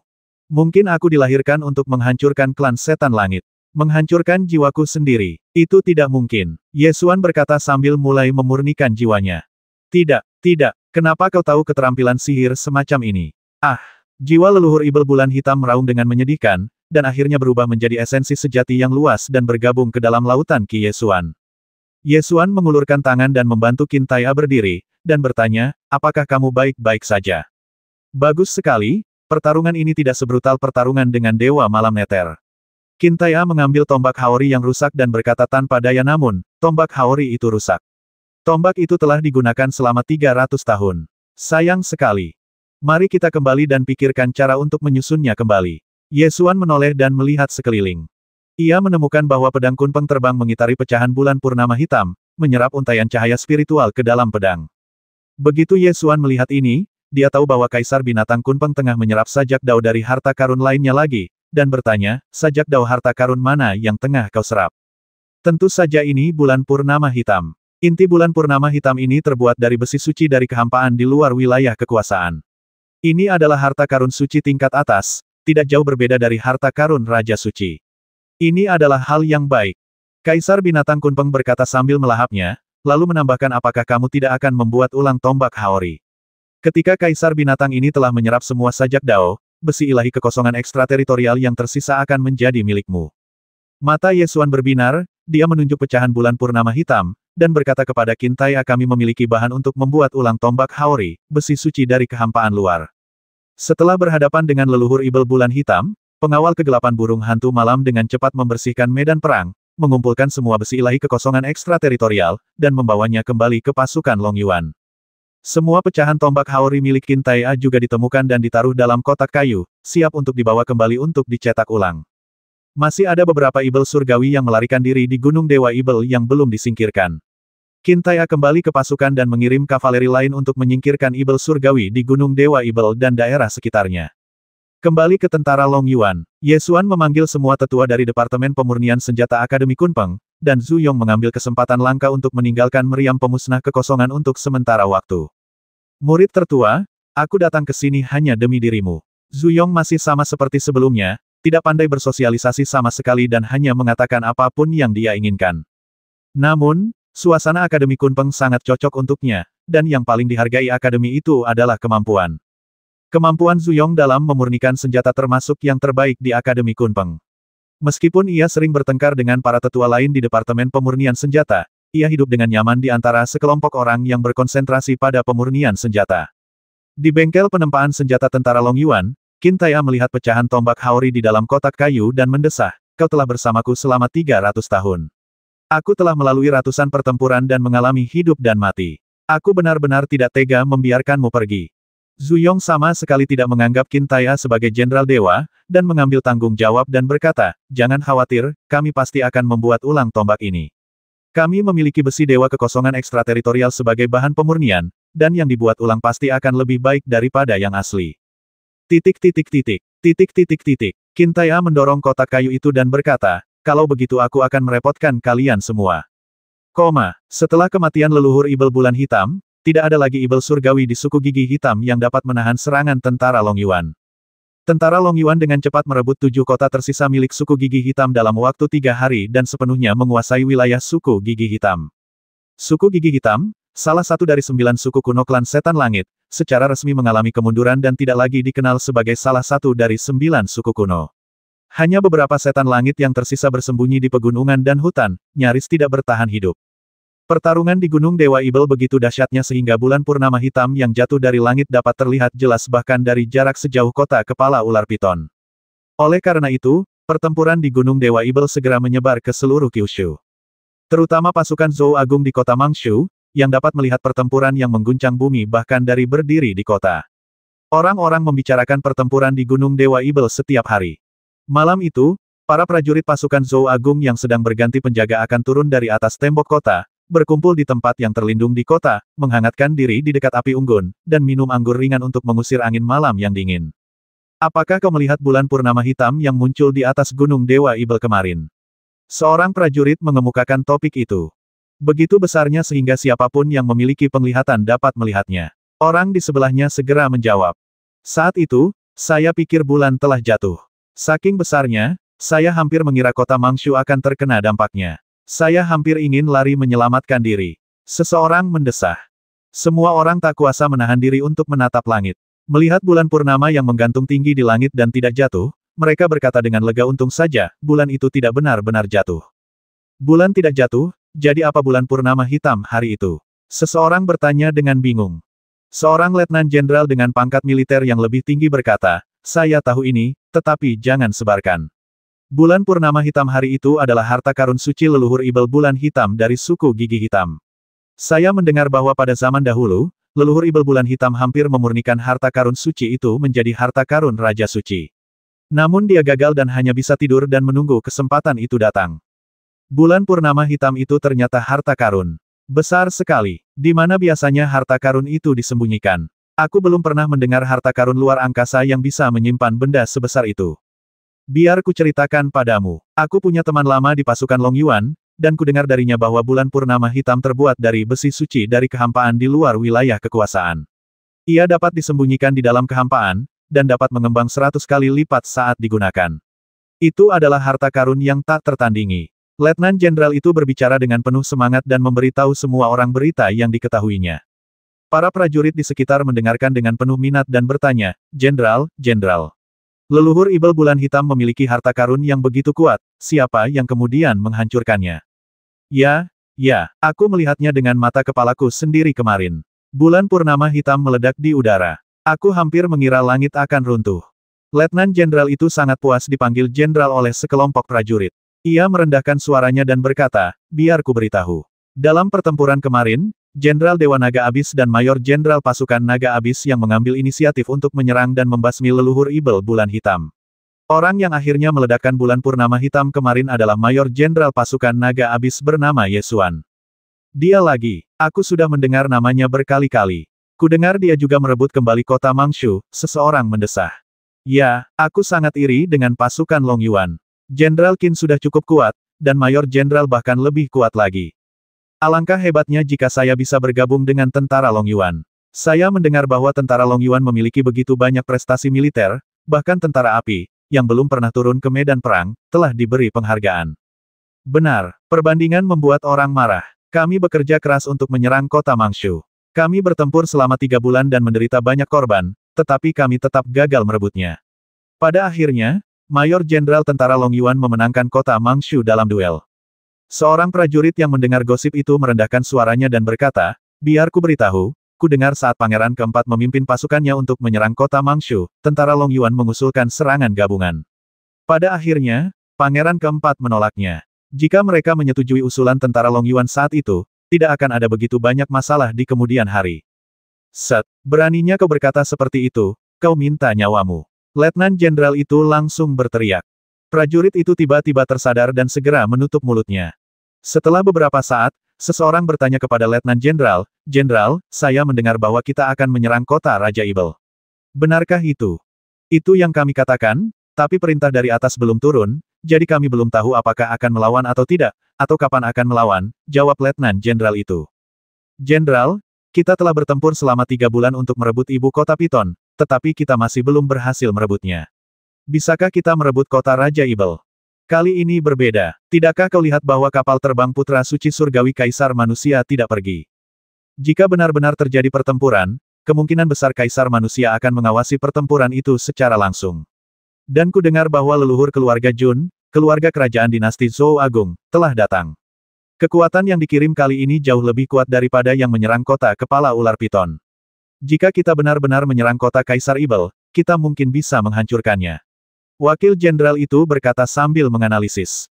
Para prajurit di sebelahnya tiba-tiba menjadi bersemangat dan bertanya serempak, "Jika kita benar-benar menghancurkan kota Raja Ibel, bukankah kita akan dapat menghancurkan pasukan terbesar kerajaan Ibel surgawi kuno?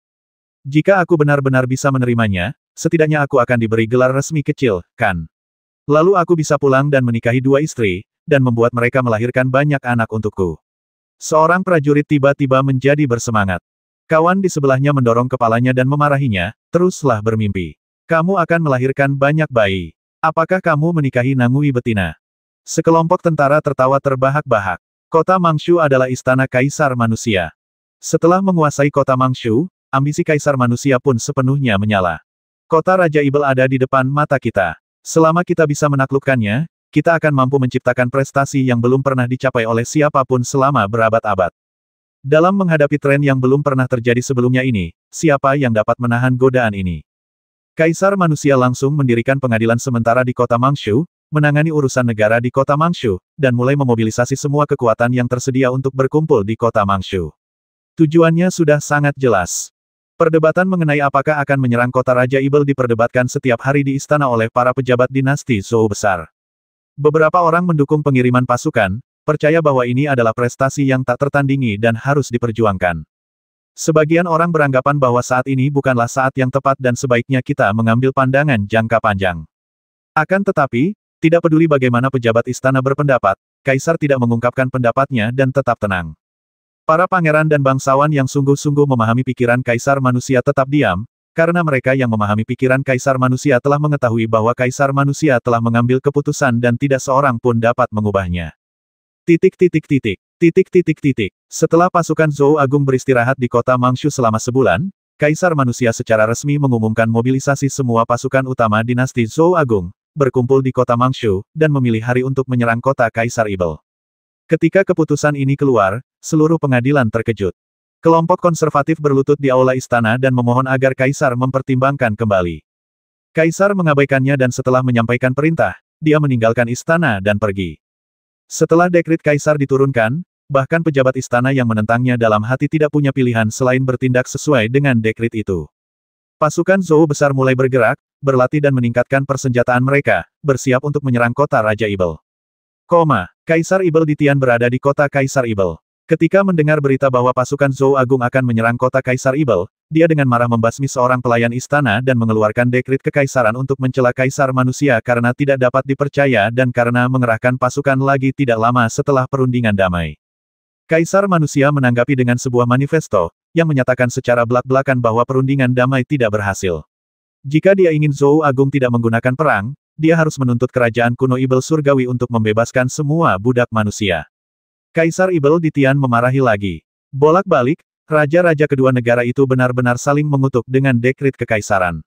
Adegan aneh seperti itu jarang terjadi dalam sejarah dan membuat orang tercengang. Yesuan berlatih pedang di dunia kecil kota Void setiap hari.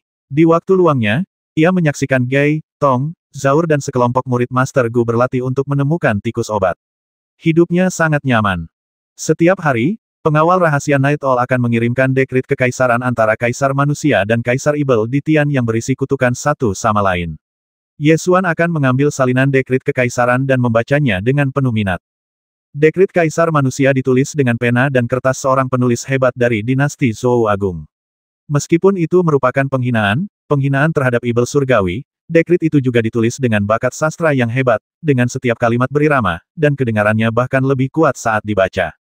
Dekret kekaisaran Kaisar Ibel Ditian yang mengutuk orang-orang tidaklah begitu baik, sangat lugas. Jika diucapkan secara langsung, mungkin akan sangat menarik, tetapi jika ditulis di atas kertas, itu sama sekali tidak dapat diterima. Sejak Kaisar manusia memberi perintah untuk mengumpulkan pasukan, kedua belah pihak telah mengeluarkan dekret kekaisaran dengan kecepatan 1 kali sehari, baik hujan atau cerah. Yesuan melihat pertengkaran antara kedua belah pihak dan harus mengakui bahwa ras manusialah yang membawa budaya tingkat tinggi ke Jiushu. Sebagai perbandingan, klan setan langit lebih seperti ras barbar, meskipun mereka telah menguasai seluruh era di zaman kuno. Tetapi ketika pertarungan kembali ke keadaan primitif, pihak barbar seringkali lebih mungkin menang. Dan kelompok etnis yang makmur secara budaya hanya dapat mengasimilasi barbarisme dengan budaya yang lebih canggih dan luhur. Sayangnya, asimilasi semacam ini tidak akan berhasil di benua Kyushu, karena ras manusia dan ras Ibel Langit sama sekali bukan ras yang sama, dan mereka tidak akan pernah bisa bersatu. Sudah ditakdirkan bahwa satu pihak harus binasa untuk mengakhiri perang yang telah berlangsung selama puluhan juta tahun ini. Tanpa disadari, pikiran Yesuan melayang ke tempat yang jauh. Tong berlari menghampiri Qiu sambil melompat-lompat dan berkata dengan gembira, "Kakak, Qiu menang lagi." Qiu menggali tanaman obat yang paling spiritual. Yesuan tersadar kembali, mengulurkan tangannya untuk mencubit pipinya, lalu menyentuh tikus pemburu obat yang berbulu itu, sambil memuji bagus, anak sapi itu melakukan tugasnya dengan baik. Tong cemberut dan berkata, "Nama Qiu adalah Qiu. Tikus pemburu obat Qiu mewarisi warna hitam Heidou dan warna putih ibunya, sehingga ia tumbuh dengan bercak-bercak hitam dan putih sewarna sapi. Nama baby kau sangat tepat." Yesuan tersenyum dan berkata, "Ini adalah nama panggilan, bagus sekali, sapi kecil." Tong segera mengangguk setuju ya, Qiu juga disebut bayi sapi. Ketika dia berbicara, seorang penjaga rahasia Night Owl muncul tidak jauh darinya. Yesuan meminta Tong untuk membawa tikus pemburu obat ke tempat lain untuk bermain, dan kemudian dia melambaikan tangan untuk memanggil penjaga rahasia burung hantu malam. Penjaga rahasia Night Owl membungkuk dan melaporkan, Tuan Muda, ketiga tim penjaga rahasia Night Owl mengikuti instruksi Anda dan bernegosiasi dengan Departemen Dewi untuk membebaskan budak manusia. Departemen Dewi setuju di permukaan dan membebaskan budak manusia di kota Yanyao. Namun, mereka terus memperbudak umat manusia secara diam-diam di tempat lain. Kapten meminta saya untuk kembali dan meminta saran Anda tentang cara menangani masalah ini. Setelah berpikir sejenak, Yesuan berkata, teruslah menyelamatkan budak manusia. Perintahkan Departemen Dewi untuk membebaskan satu budak saat kalian menemukannya. Pada saat yang sama, beritahu Raja Ibel kecil Yan Guan bahwa hanya ada satu negara kuno di klan Ibel Surgawi. Jika dia ingin menjadi bupati negara Dewi kuno dengan damai, dia harus mengirim pasukan untuk menyerang Raja Ibel di Tian dalam waktu 1 bulan. Pengawal rahasia Night Owl menerima perintah tersebut dan kembali ke kota Yanyao untuk melaksanakan perintah tersebut. Departemen Dewa yang turun, di kota Ibel Neraka. Pangeran Kuilong mendirikan kerajaan di kota Yanyao, dan Raja Ibel kecil Yan Guan adalah bupati kerajaan kuno Jiangshan. Jiyan, Kapten Night Owl Dark Guard dari grup Tianchou, datang ke aula Raja Ibel Kuilong setelah menerima perintah Yesuan dan berkata Tuan Muda berkata bahwa hanya boleh ada satu negara kuno di klan Tianyao. Jika negara kuno Jiangshan ingin tetap eksis, mereka harus menyerang Raja Ibel di Tian dalam waktu 1 bulan, jika tidak, negara kuno Jiangshan tidak perlu eksis. Ketika Pangeran Kuilong mendengar bahwa mereka akan menyerang Kaisar Ibel di Tian, dia langsung panik apa. Kamu ingin aku menyerang ayahku? Kaisar Ibel di Tian, Yesuan yang rendahan itu, apakah dia gila? Jaga ucapanmu, Pangeran Kuilong. Ucap Jiyan dengan nada dingin. Di antara pengawal rahasia Night Owl, Pangeran Kuilong tidak pernah dianggap sebagai Raja Ibel Kuilong. Pangeran Kuilong langsung berteriak marah, aku sudah menjadi Raja Ibel Kuilong, beraninya kau bersikap tidak sopan. Apa kau percaya aku akan menghukummu mati? Baiklah, berikan saja perintah dan lihat siapa yang akan menjadi orang yang tidak beruntung pada akhirnya. Jiyan berkata sambil tersenyum tanpa rasa takut. Kau, Pangeran Kuilong geram. Ia menepuk sandaran tangan tahta dan berteriak, beraninya kau menentangku. Kau pantas mati. Tatapan mata Jiyan sedingin air, dan dia berkata perlahan dan tenang tidak ada perang di pasukan Long Yuan sekarang, dan Tuan Muda memiliki banyak waktu luang setiap hari. Jika Pangeran Kuilong ingin bertemu Tuan Muda, saya dapat menyampaikannya untuk Anda. Ketika Pangeran Kuilong mendengar ini, dia hampir melompat ketakutan dan dengan cepat melambaikan tangannya untuk menolak tidak perlu. Tidak perlu. Saya sudah menyampaikan apa yang dikatakan Tuan Muda. Jika kita tidak melihat negara kuno Jiangshan menyatakan perang terhadap Kaisar Ibel di Tian dalam sebulan, dan jika sesuatu yang tidak terduga terjadi, saya harap kalian berdua bisa bertahan. Setelah Jiyan selesai berbicara, dia membuang jubah pengawal rahasianya, berbalik dan berjalan keluar dari aula Raja Ibel, meninggalkan Pangeran Kuilong dan Bupati Raja Yan Guan yang berwajah muram di aula. Begitu Jiyan meninggalkan istana Raja Ibel, Pangeran Kuilong menjadi marah.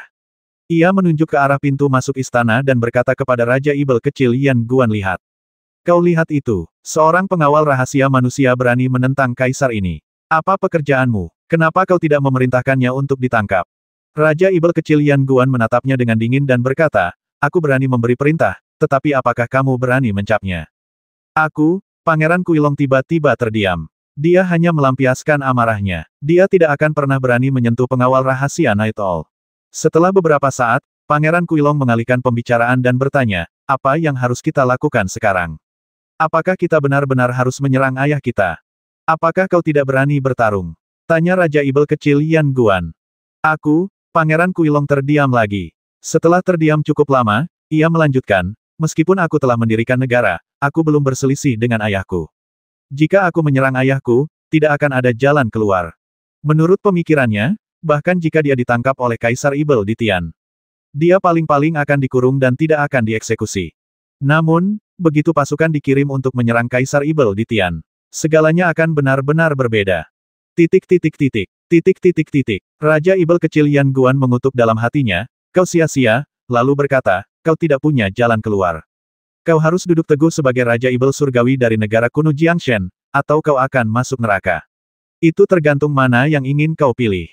Tetapi ayah kita begitu sakti, bagaimana kita bisa mengalahkannya? Kata Pangeran Kuilong dengan cemas. Dia tidak berani menentang perintah Yesuan, tetapi dia juga tidak berani menyerang Kaisar Ibel di Tian. Dia terjebak di tengah-tengah dan tidak tahu harus berbuat apa. Yesuan baru saja memintamu untuk menunjukkan sikapmu. Apakah menurutmu dia benar-benar berharap kita mengirim pasukan untuk menyerang kota Raja Ibel? Raja Ibel kecil Yan Guan sangat membenci boneka ini di dalam hatinya, tetapi berdasarkan garis keturunan, dia tidak dapat melampaui wewenangnya. Sampai batas tertentu, Raja Ibel muda Yan Guan sangat membenci pemujaan klan Ibel Langit terhadap garis keturunan, yang menyebabkan dia tidak dianggap serius oleh Raja Ibel Yan Mo sejak dia masih kecil. Bahkan sekarang, dia memegang kekuasaan nyata di negara Dewa Kuno, tetapi tidak dapat benar-benar duduk di atas tahta Raja Ibel Langit. Namun kontradiksinya adalah dia memuja garis keturunan di dalam hatinya. Bahkan jika orang yang memiliki garis keturunan Kaisar Ibel Surgawi itu sia-sia, dia hanya bisa menanggungnya. Ketika Pangeran Kuilong berpikir untuk mengirim pasukan untuk menyerang Kaisar Ibel di Tian, ia merasa takut. Karena rasa takutnya terhadap Kaisar Ibel di Tian, ia ingin membuat Kaisar Ibel di Tian menghilang sepenuhnya. Tiba-tiba dia bertanya, jika kita menaklukkan kota Raja Ibel dan ayahku meninggal, bukankah kita akan menjadi negara kuno yang paling ortodoks di antara para Ibel Surgawi? Mengapa kita tidak menyerang kota Raja Ibel dengan seluruh kekuatan kita? Raja Ibel kecil Yan Guan tidak dapat menahan diri kali ini dan mengutuk, bodoh. Setelah Kaisar Ibel di Tian meninggal, giliran kita selanjutnya. Kaisar Ibel di Tian tidak hanya tidak boleh mati, tetapi dia harus terus bertarung dengan umat manusia. Akan lebih baik jika pertarungan berlangsung selama 10 atau 100 tahun dan tidak pernah berhenti. Tetapi pasukan manusia terlalu kuat. Kakekku tidak sebanding dengan mereka, begitu pula ketiga leluhur Ibel dari suku gigi hitam. Tidak ada Ibel surgawi yang dapat menghentikan semut-semut mengerikan itu. Ayahku juga pasti tidak dapat menghentikan mereka, kata Pangeran Kuilong dengan ekspresi rumit. Raja Ibel kecil Yan Guan mendengus dingin, itu mungkin tidak terjadi. Apakah menurutmu negara Ibel surgawi kuno sudah ada sejak zaman kuno dan tidak memiliki dasar sama sekali? Tidak semudah itu bagi umat manusia untuk menerobos kota Raja Ibel. Tetapi ku dengar bahwa kedua negara sedang berunding di Ngarai Qianxing, dan Ye Xuan menjadi gila dan membasmi semua Ibel surgawi yang berpartisipasi dalam pembicaraan itu. Dia adalah Ibel, siapa yang bisa menghentikannya? Setiap kali Pangeran Kuilong mendengar nama Ye Xuan, hatinya bergetar. Sepertinya selama bertahun-tahun kau telah menjadi putra mahkota negara kuno Tianyao tanpa hasil. Masih ada beberapa leluhur Ibel yang tidur di gua naga tersegel milik Departemen Raja Ibel. Ada tatapan dingin di mata Raja Ibel kecil Yan Guan saat dia berbicara. Para leluhur Ibel yang tertidur di gua naga yang tersegel tidak akan pernah bangun. Mereka hanyalah sekelompok orang tua yang tergila-gila menjalani kehidupan lain. Pangeran Kuilong menggelengkan kepalanya dan berkata, tidak, dalam keadaan normal, para leluhur Ibel di gua naga yang tersegel memang akan menolak untuk bangun. Namun, pada saat-saat terakhir, mereka harus bangun meskipun mereka tidak mau. Raja Ibel kecil Yan Guan menunjukkan tatapan licik di matanya, seolah-olah dia telah melihat semuanya. Mengapa? Tanya Pangeran Kuilong sambil mengerutkan kening. Apakah kamu tidak tahu perbedaan antara leluhur Ibel di gua naga yang disegel dan leluhur Ibel pada umumnya yang urat nadinya disegel dan masa hidupnya dihentikan? Raja Ibel kecil Yan Guan bertanya alih-alih menjawab. Pangeran Kuilong bingung apa bedanya. Raja Ibel kecil Yan Guan membencinya dalam hatinya, tetapi tetap menjelaskan sebenarnya, di benua Jiushu, menyegel meridian dan menghentikan kehidupan tidak dapat benar-benar menghentikan hilangnya masa hidup, itu hanya dapat mengurangi hilangnya masa hidup seminimal mungkin. Jika Anda ingin menghentikan kehidupan dan tidur untuk waktu yang lama, Anda memerlukan bantuan kekuatan eksternal. Contohnya, 3 leluhur Ibel suku gigi hitam meletakkan tubuh mereka di mulut totem serigala berkepala 3 agar dapat tertidur, sehingga meminimalkan hilangnya rentang hidup mereka. Efek totem serigala berkepala 3 dalam menyegel meridian dan menghentikan rentang hidup memang sangat baik, tetapi masih belum sempurna. Hal ini dapat dilihat dari keadaan 3 leluhur Ibel suku gigi hitam setelah mereka bangun. Gua naga berurat tertutup dari Departemen Raja Ibel berbeda. Sejauh yang aku tahu, itu adalah salah satu gua naga berurat tertutup terbaik di benua Jiushu. Saat berada di gua naga berurat tertutup, hilangnya masa hidup dapat dikatakan terhenti total. Oleh karena itu, para leluhur Ibel di gua naga berurat tertutup sama sekali tidak mau meninggalkan gua naga.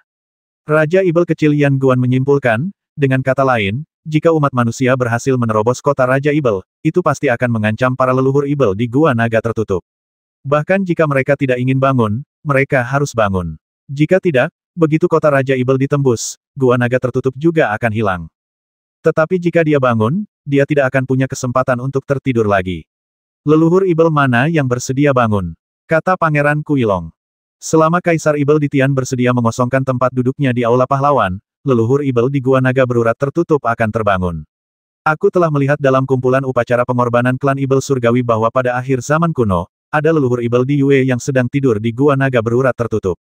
Leluhur Ibel di Yue ini pernah ingin memasuki Aula Pahlawan, tetapi tempat duduk di Aula Pahlawan sudah penuh, jadi dia akhirnya memilih untuk tidur. Karena Kaisar Ibel di Tian dapat menukar kursi di Aula Pahlawan dengan leluhur Ibel Gunung Hitam, maka menggunakan kursi di Aula Pahlawan sebagai syarat kemungkinan besar dapat membangkitkan leluhur Ibel di Yue. Raja Ibel muda Yan Guan telah menganalisis situasi secara menyeluruh sejak lama, dan telah memikirkan cara untuk mengatasinya. Leluhur Ibel Kaisar Yue, mata Pangeran Kuilong langsung berbinar, dan dia berkata dengan gembira, ketika aku masih kecil, aku pergi ke Gua Naga untuk mempersembahkan kurban. Aku pernah berbicara dengan leluhur Ibel. Dia berkata bahwa aku sangat berbakat dan memenuhi syarat untuk menjadi pangeran dari negara Ibel kuno. Pangeran Kuilong terdiam sejenak, lalu melanjutkan, saat itu aku tidak tahu leluhur Ibel mana yang dimaksud. Kemudian aku kembali ke istana dan bertanya kepada kakekku, dan kemudian aku mengetahui bahwa itu adalah leluhur Ibel Kaisar Yue. Aku mendengar dari kakekku bahwa sebelum leluhur Ibel Kaisar Yue tertidur, dia adalah dewa perang klan Ibel Surgawi, dan kekuatannya tak tertandingi. Jika leluhur Ibel Kaisar Yue bangun, maka Ye Xuan, si semut, akan mati. Begitu dia memikirkan hal ini, senyum muram segera muncul di wajahnya, seolah-olah dia merasa sangat lega hanya dengan memikirkannya. 1260